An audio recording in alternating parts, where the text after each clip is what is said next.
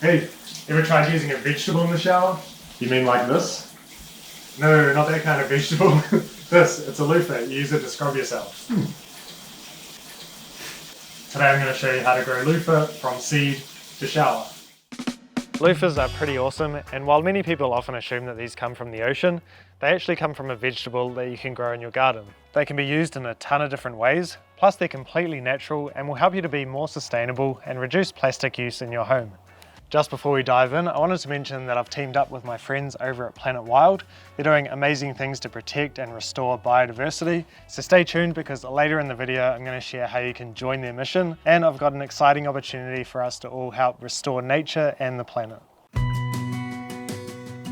Alright, so I've got the loofah seeds here, and these actually need quite a long season to fully mature. So if you're in a slightly colder area, it's good to start these around 6 weeks before your last expected frost date. Anyway, I'm going to soak these in water for a day before planting them, just to soften the seed coat a little bit and hopefully speed up and enhance germination.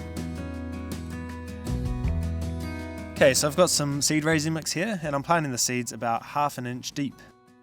Now I'll just water them in, and I'm going to keep these inside my house to keep them nice and warm. They do need those warm temperatures to germinate, so I'll put them near a sunny windowsill to sprout. Check these out, the seedlings have sprouted, all except one, and they've got these big seed leaves or cotyledons, and in the middle the true leaves are starting to push out, so they're looking good, and I'll probably just wait until it's a bit warmer outside before I plant them in the ground. So these have gotten a bit bigger now, and I've slowly been increasing the time they have outside just to acclimatise them to the outdoors. A couple of them are looking a little yellowy, but I think they'll come right, so let's go and get them planted. Loofahs are a vining plant, they like to climb, and they also like to have lots of sun as well. So I'm going to grow them up this bamboo structure that I made, and this is the one that I grew tromboncino up last year. I'm adding a bit of compost on top of the existing soil to improve fertility and drainage too, since they like a well-drained soil. And I'm also mulching the ground as well with pea straw. This should help to stop it from drying out too much over the summer and reduce weed growth.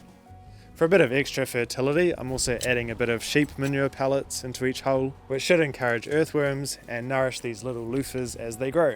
These can be a little bit sensitive to transplant shock, so to avoid disturbing the roots, I'm just burying the pot to make a perfect sized hole, and then I can just carefully remove the plant and drop it in. And I'm giving each one a little branch to climb up as well so they can get up onto the structure. I've got a bit of liquid seaweed fertilizer here too, which I'm spilling everywhere, but this should help give the plants a good initial boost to help them keep growing well.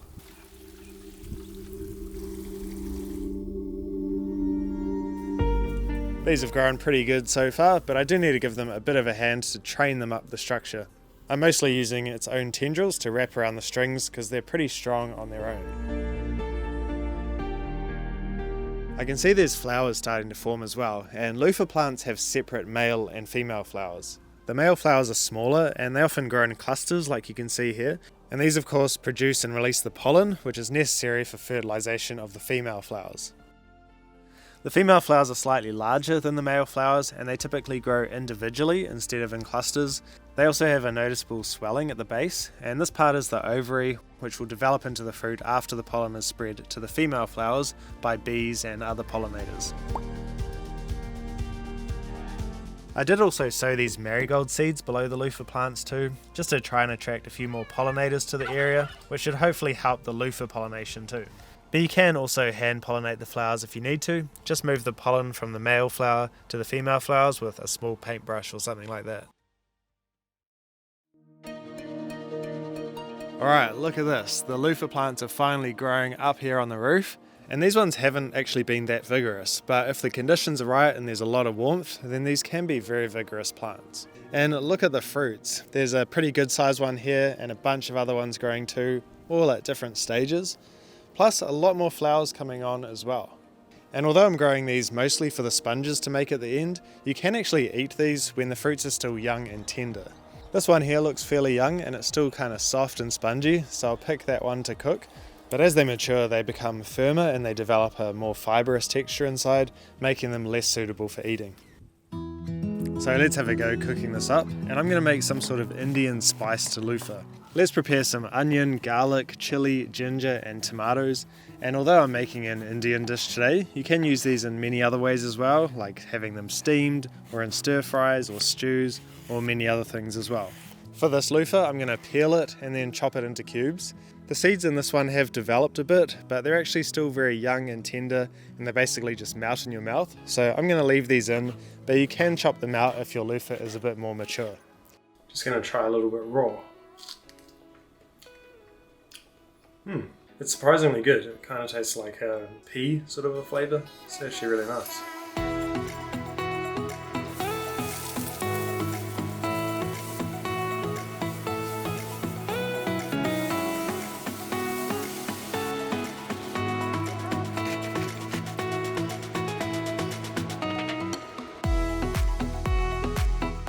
Alright, let's see how it is.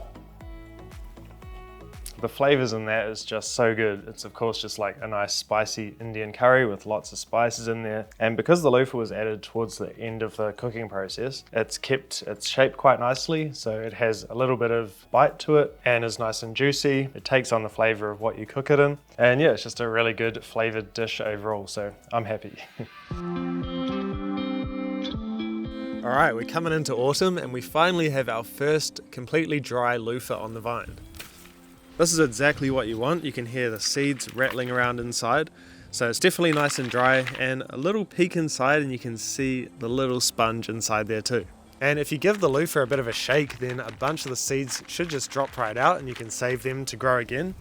We are getting closer to having a frost though, and the rest of the loofahs are still looking pretty green and not drying out yet. So this kind of shows how you really do need that long season to grow them, or at least to start them pretty early in the spring. When they go a yellowy colour like this, they are actually fully mature and starting to dry. So you can pick them at this stage too and process them to get the sponges out. But for the greener ones, I'm going to leave them as long as I can to develop a bit further. Have a look at this too. This is a bitter gourd and it actually self-seeded here from when I grew them a couple of years ago. And now it's fruiting amongst the loofah. And man, these are such crazy and cool looking fruits. But if you want to know more, then I've made a full video all about them, which I'll link below. So we have a few more dried loofahs to pick, which is great, and some others that have gone yellow, so these ones will be mature and fine to pick too. We've had a lot of rain recently though, and cool weather, and it does look like a few of these are starting to get a bit of rot in them.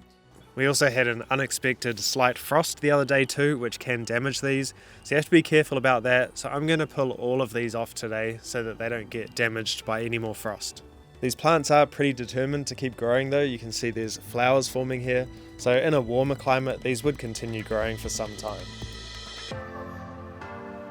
So I'm just getting around to processing these a week or so later, so they have continued to dry a bit. But there are a few that unfortunately have started to develop even a little bit more rot. So to avoid this, you can process your loofah as soon as you harvest it and get the sponge out, even if they still have the yellow skin or the green ones that are a good size too, and that will take away the risk of them developing rot or discoloration of the sponge inside. But we're going to take the good ones, and I've found that the best way to remove the sponges is to soak the loofah in water overnight. So we're going to do that and just weigh them down with some plates. Okay, so the skin has softened now, so we can peel these. If you just run your fingers or your hand under the skin, it should just peel off pretty easily. And just like that. How cool. That looks awesome. You can shake the seeds out too, which of course we can save to grow again, but these do come out a bit easier when the sponge is dry. When you save the seeds, just discard the pale ones and keep the dark coloured seeds. These are the ones that are mature and viable.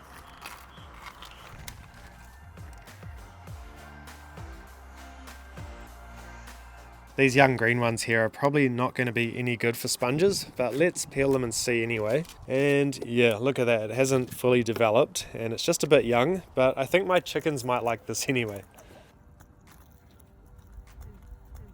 So for our sponges, I'm now just rinsing them really well in water to get them clean and squeezing any bits out.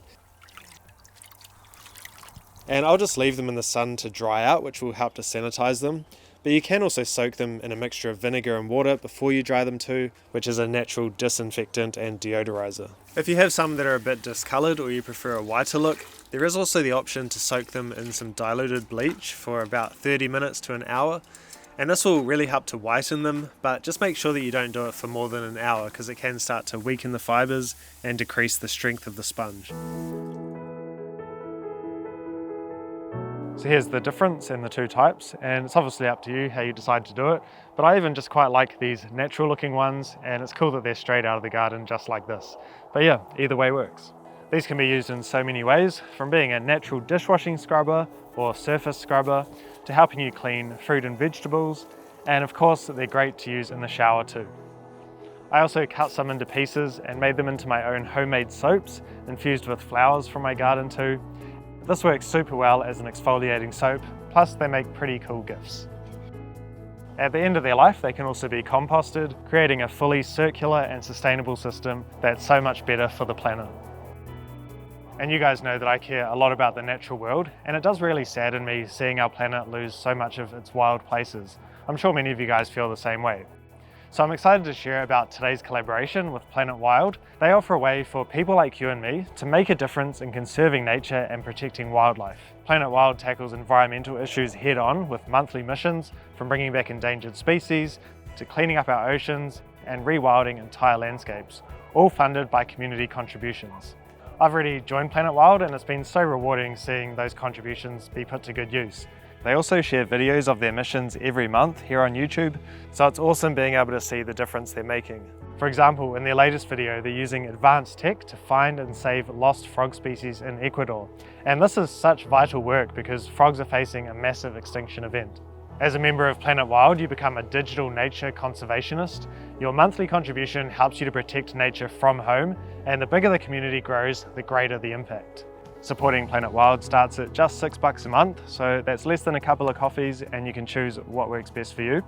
But here's the exciting part. To really kickstart our KiwiGrower community's impact, I'm going to be covering the first month for the first 200 of you that sign up. And the best part is you'll already make an impact through that and you'll see the results within 30 days. And if it's not for you, you can cancel anytime, no questions asked. So if you're tired of waiting around for others to take action and you want to be part of a community that makes a difference now, then click the link below or scan the QR code and let's make a real difference together. If you want to learn more about Planet Wild, check out their latest video here. And if you have any questions, please let me know. All right, cheers guys.